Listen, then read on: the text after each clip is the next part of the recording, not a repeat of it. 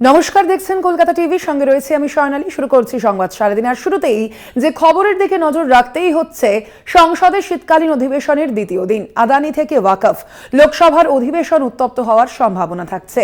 সংসদের শীতকালীন অধিবেশনের প্রথম দিনই মুলতবি হওয়ার জন্য একদিন পর আজ আবার অধিবেশন।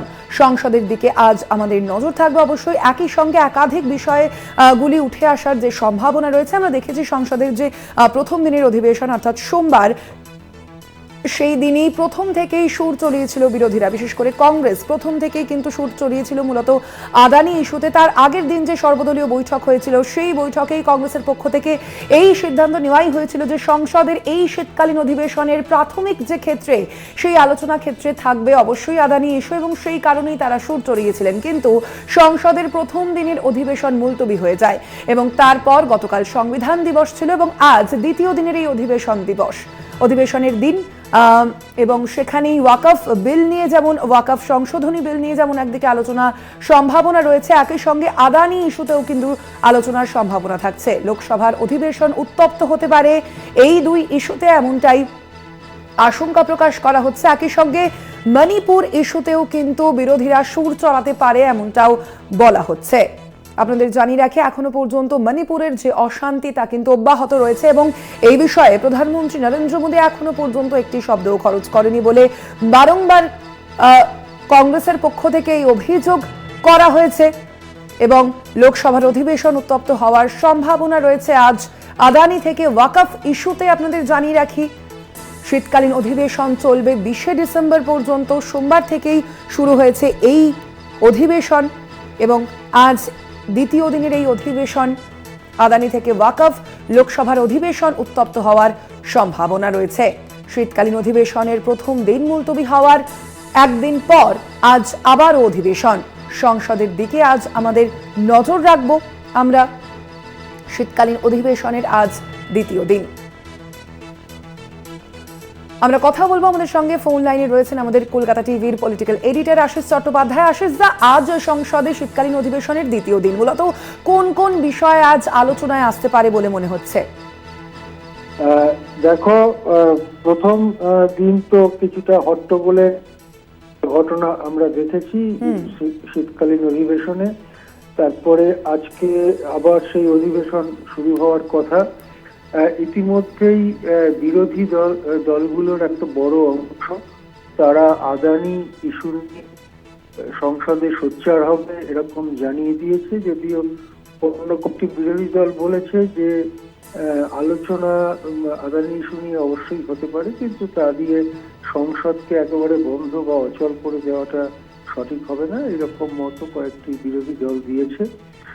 কিন্তু কংগ্রেস এবং অন্য কয়েকটি বিরোধী দল আদানি ইস্যুতে অবিলম্বে আলোচনার দাবি করলে বা জয়েন্ট পার্লামেন্টারি কমিটি বা জেপিসি দাবি করলে, অথবা যেমন বাইরে দাবি করা হয়েছে সংসদের বাইরে যে গ্রেপ্তার করতে হবে আদানিকে, এই ধরনের কথাবার্তা যদি সংসদের ভেতরে চলতে থাকে তাহলে তা নিয়ে উত্তাপ বাড়তে পারে বলেই ধারণা করা হচ্ছে।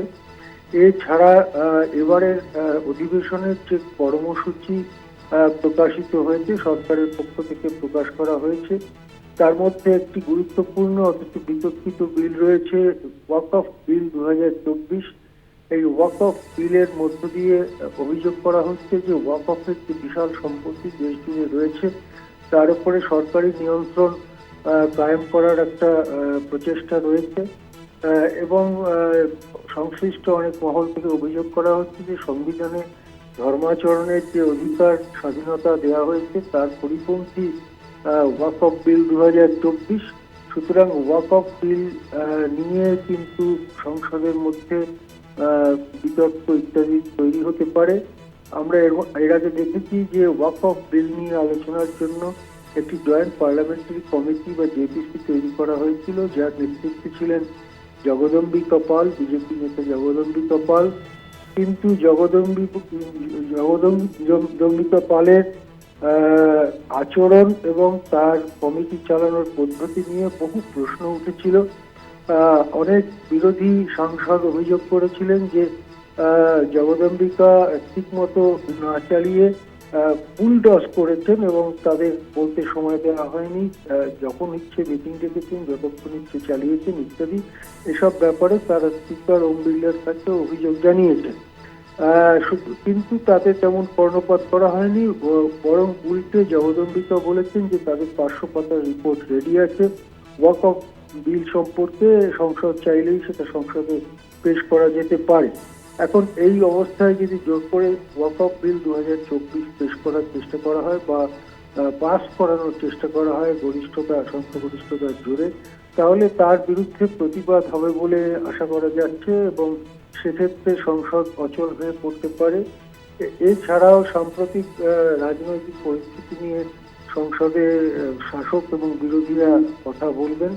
আমরা দেখেছি শীতকালীন অধিবেশন শুরু হওয়ার আগেই প্রধানমন্ত্রী নরেন্দ্র মোদী যেরকম বক্তৃতা করেছিলেন এবং তাতে যেভাবে বিরোধীদের কটাক্ষ করেছিলেন, তাতেই একটা সংঘর্ষের পরিস্থিতি প্রথম থেকেই শুরু হয়ে গেছে এবং সেটার জন্য প্রধানমন্ত্রীর বক্তৃতাকেও অনেকে দায়ী করছেন। তিনি বলছেন যে সংসদে অধিবেশন শুরু হওয়ার আগে প্রধানমন্ত্রী সব পক্ষের সহযোগিতা এবং সুষ্ঠু আলোচনা চাওয়ার পরিবর্তে বিরোধীদের এরো বা তাদের দিয়ে কিছু হবে না ধরনের কটাক্ষ যদি করেন, তাহলে তো প্রথম থেকেই পরিস্থিতি এর মধ্যে একটা উত্তাপ তৈরি হয়। সেই উত্তাপ আছে ইতিমধ্যেই। এছাড়া যেটা জানা যাচ্ছে যে তৃণমূল কংগ্রেসের পক্ষ থেকেও রাজ্যের স্বার্থবাহী বেশ কয়েকটি বিষয় তুলে ধরে কথা বলা হবে বা তাদের বক্তব্য জোরের সঙ্গে রাখা হবে। তার মধ্যে যেমন রয়েছে রাজ্যের পাওনা, তেমনি রয়েছে অপরাজিতা বিল, সেটাকে রাষ্ট্রপতির সম্মতি জানানোর প্রশ্নটি। এছাড়াও আরো কতগুলো বিষয় নিয়ে রাজ্যের তৃণমূল কংগ্রেস রাজ্যের প্রসঙ্গে কথা বলতে পারে বলে সূত্র মারফত জানা যাচ্ছে। সব মিলিয়ে আদানি ইস্যু, ওয়াক অফ বিল এবং তৃণমূল কংগ্রেসের তোলা রাজ্যের যে স্বার্থবাহী ইস্যু, সেই ইস্যুগুলো সামনে এসে একটা বিতর্ক এবং তার থেকে একটা সংসদের চেহারা কি দাঁড়াবে সেদিকেই তাকিয়ে আছে রাজনৈতিক মহল। একেবারে আপাতত ধন্যবাদ আপনাকে। আমরা কথা বলছিলাম, ফোন লাইনে ছিলেন কলকাতা টিভির পলিটিক্যাল এডিটর আশিস চট্টোপাধ্যায়।